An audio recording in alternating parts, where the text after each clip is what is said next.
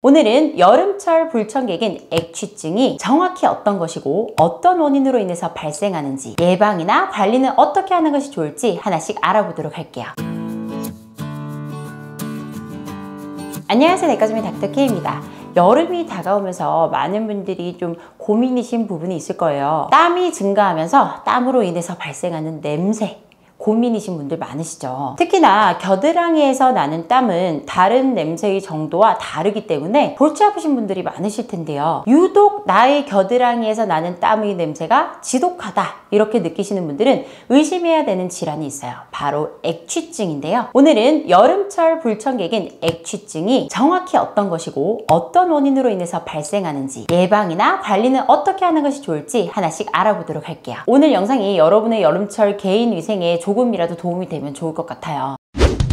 액취증은요, 겨드랑이 부분의 땀샘 이상으로 특이한 냄새를 유발하는 상태를 말해요. 취한증이라고 부르기도 하지만 사실 우리에게 익숙한 단어는 암내라는 단어겠죠. 이 액취증은 아포크린 땀샘과 에크린 땀샘에서 각각 발생할 수 있어요. 아포크린 액취증은 원래는 무균 상태로 냄새가 나지 않아야 하는 아포크린 땀샘의 분비물이 피부 표면에서 그람 양성 세균에 의해서 분해되면서 발생하게 됩니다. 아포크린 땀샘 분비물의 화학적 조성은 개인차가 있기 때문에 당사자가 느끼는 악취의 종류도 조금씩 차이가 있을 수 있어요. 그리고 이렇게 모발과 의복에 땀 분비물이 조금씩 축적되면서 액취증을 악화시킬 수도 있습니다. 이와 다르게 에크린 액취증은 에크린 땀샘의 과도한 분비로 인해서 연화된 피부의 각질층에 세균 또는 진균이 작용하면서 발생하게 돼요. 이러한 액취증이 발생하게 되면 각각 다른 증상이 나타나게 됩니다. 아포크린 땀샘은 겨드랑이에 위치하고 사춘기에 땀 분비를 시작하기 때문에 이 아포크린 액취증은 사춘기 이후에 발생하게 돼요. 그리고 모발과 의복에 묻어있는 아포크린 분비물이 냄새를 악화시킬 수 있기 때문에 얇은 의복을 입는 여름철에 오히려 조금 증상이 가벼워질 수도 있습니다. 그렇지만 계절과 기후에 따른 차이가 뚜렷하진 않아요. 이와 다르게 에크린 액취증은 주로 발바닥이나 겨드랑이에서 발생하게 되고 다한증이 원인이 될 수 있어요. 특히 겨드랑이의 경우에는 당뇨병이나 비만이 있는 경우에 발생하는 경우가 많습니다. 일상생활에 더 큰 지장을 받는 경우는 앞서 말씀드린 아포크린 액취증보다는 에크린 액취증이라고 볼 수 있어요. 자, 그렇다면 이러한 액취증의 증상을 치료하는 방법에는 어떤 것이 있을까요? 아포크린 액취증 같은 경우에는 피부 표면에서 아포크린 분비물을 제거하고 세균이 크는 것을 억제시켜서 냄새를 일으키는 물질의 흡착이나 변화를 유도하는 방법, 그리고 향수를 이용해서 냄새를 제거하는 방법 등이 치료법으로 쓰이게 돼요. 치료 성분으로는 메탈릭 알루미늄, 지로코니움, 아연염 이런 것들이 효과적으로 사용되는 편이고 네오마이신, 젠타마이신 같은 국소적 항생제도 도움이 됩니다. 그런데 이러한 방법들을 썼는데도 효과가 없는 경우라면 일상이 어려울 정도로 문제가 있는 경우 결국에는 아포크린 땀샘이 분비하는 부위를 외과적으로 절제하는 방법도 쓰게 됩니다. 에크린 액취증의 경우에는 일상적으로 자주 씻고 세균 및 진균 감염이 있을 때는 이를 치료하는 방법으로 관리를 하게 돼요. 그럴 때 땀이 과도하게 발생하는 것을 억제시키는 국소요법을 사용하기도 하고 비수술적인 방법으로 주사를 통한 치료를 하기도 합니다. 그런데 이제 이런 방법으로도 소용이 없으면 에크린 액취증도 수술을 고려하기도 해요. 자, 많은 분들이 이제 알고 계시지만 이렇게 치료까지 가기 전에 우리가 이제 예방할 수 있는 방법은 없을까, 이런 것들이 고민이잖아요. 우측에 보이시는 것처럼 예방할 수 있는 방법들에 대해서 제가 한번 간단하게 정리를 해봤어요. 사전에 냄새를 예방하기 위해서는 크게 3가지 정도를 기억해 주시면 되는데, 첫 번째는 제모예요. 자, 의외로 이제 깔끔하게 제모하는 것이 냄새를 제거하는 데 도움을 줍니다. 특히 레이저 제모 같은 경우는 모낭을 파괴하면서 모낭 주위의 아포크린샘도 파괴를 하기 때문에 냄새의 근원 또한 함께 없어진다고 생각하시면 돼요. 레이저 제모가 아닌 면도나 왁싱 같은 경우는 아포크린샘 자체를 파괴하는 것은 아니기 때문에 결국에는 냄새가 약간 없어졌다가 다시 발생하게 돼요. 그렇지만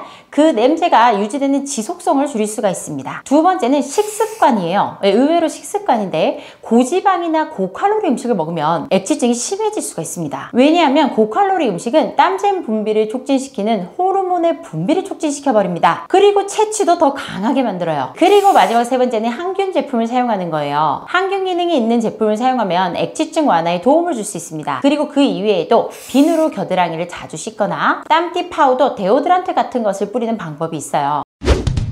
자, 그래서 오늘은 이렇게 우리의 여름철을 힘들게 하는 액취증에 대해서 한번 알아봤어요. 개인 차이는 있지만 사실 이제 거창하게 액취증이라고 이름을 붙이지 않아도 땀이 좀 많이 날 때 불쾌한 냄새가 나는 경험은 뭐 누구나 하셨을 거예요. 그렇기 때문에 냄새가 굉장히 심하고 불편하신 분들은 제가 말씀드린 여러 가지 방법들을 한번 시도해 보시고, 그러고도 안 되면 이제 마지막에는 수술까지 고려를 하는데요.